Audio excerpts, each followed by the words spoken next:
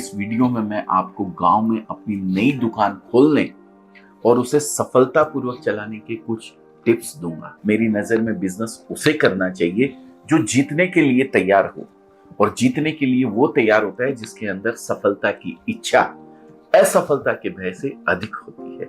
अगर आप भी ऐसे लोगों में शामिल है तो अपनी नई दुकान खोलकर बिजनेस जरूर शुरू करें।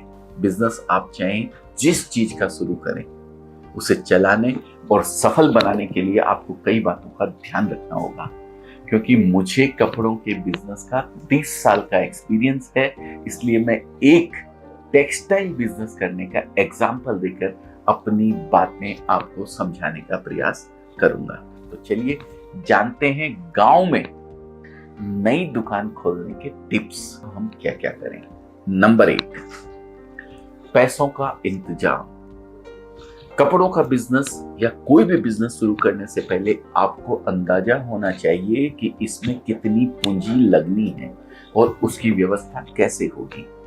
कपड़ों के बिजनेस की बात करूं तो आपको दुकान तैयार करने, उसके किराए, कपड़ों का स्टॉक मंगाने जैसी चीजों के लिए पैसे का इंतजाम करके रखना होगा।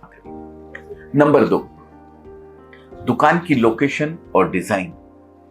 एक बार एक बिजनेस गुरु से किसी ने पूछा, बिजनेस में सफल होने के लिए क्या क्या जरूरी है।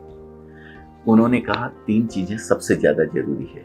Number 1 location, number 2 location, number 3 location. Ideally location ऐसी होनी चाहिए जहां अधिक से अधिक ग्राहकों का आना जाना यानी फुटफॉल ज्यादा से ज्यादा हो। ऐसी लोकेशन पे अगर आप दुकान करते हैं तो बहुत अच्छा रहता है, या फिर शुरुआत करने के लिए दुकान रेंट पर ही लेना सही रहता है। इससे एक तो आपका अधिक पैसा नहीं फंसता है, दूसरा अगर किसी कारणवश आप अपनी लोकेशन चेंज करना चाहते हैं तो वो भी कर सकते हैं। नंबर 3 विनम्र व्यवहार। दुकानदार का व्यवहार बिजनेस को चलाने में सबसे अधिक महत्वपूर्ण होता है।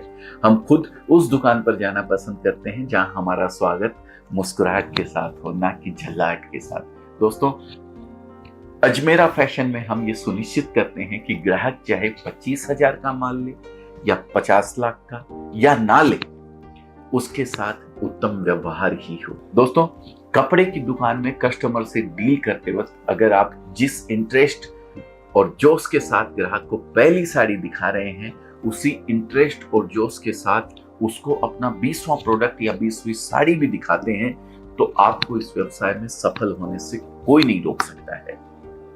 Number 4 product. दोस्तों, दुकान, लोकेशन, व्यवहार सब कुछ सही है, सब कुछ कुशल भी है, लेकिन अगर आपका प्रोडक्ट सही नहीं है तो ये सब चीजें मायने नहीं रखती है। क्योंकि एक बार तो आप कपड़ा बेच लेंगे, अगर उसकी क्वालिटी में दम नहीं है तो दोबारा कस्टमर आपकी दुकान पे नहीं आएगा। मेरी समझ में सही प्रोडक्ट वो है जो आसानी से बिके और ग्राहक उसे यूज करने के बाद संतुष्ट भी रहे। तो एक लाइन में अगर कहूं तो आप दुकान में वो चीज रखें जो ग्राहक को पसंद आए। अपनी पसंद उस पर थोपने का प्रयास ना करें। इसके अलावा आप अपने क्षेत्र के अनुसार, अपने एरिया के अनुसार प्रोडक्ट की क्वालिटी और प्राइस का ध्यान जरूर रखें। नंबर 5 कैश फ्लो पर नजर। दोस्तों, क्या आप जानते हैं कि ज्यादातर छोटे बिजनेस किस कारण फेल हो जाते हैं? जवाब है कैश फ्लो। कैश फ्लो होता क्या है? कैश फ्लो का अर्थ है कैश यानी नकद पैसों का आना जाना। अक्सर कारोबारी कहते हैं भाई पैसा एक तरफ से आता है और दूसरी तरफ चला जाता है, यही कैश फ्लो है। जब जाने वाला पैसा आने वाले पैसे से अधिक हो जाता है तब यह कैश फ्लो नेगेटिव हो जाता है। बिजनेस चाहे छोटा हो या बड़ा तभी सफल हो पाता है जब पैसों को सही ढंग से मैनेज करना आपको आता हो। पहले ईमानदारी फिर दुकानदारी। अगर आप अपने बिजनेस के सबसे कामयाब लोगों में से एक बनना चाहते हैं तो हमेशा दुकानदारी से पहले ईमानदारी को रखिए, यानी पहले ईमानदारी फिर दुकानदारी। एक एग्जांपल देकर समझाता हूं दोस्तों। अजमेरा फैशन में जब हम माल डिलीवर करते हैं तो हजारों साड़ियों के बीच कुछ मैन्युफैक्चरिंग डिफेक्ट वाली साड़ी भी फ्लोर पर पहुंच जाती है, लेकिन हम कभी भी ऐसी साड़ियां ग्राहक को नहीं पहुंचने देते हैं या नहीं बेचते हैं। ग्राहकों को हमेशा बेस्ट माल ही बेचा जाता है।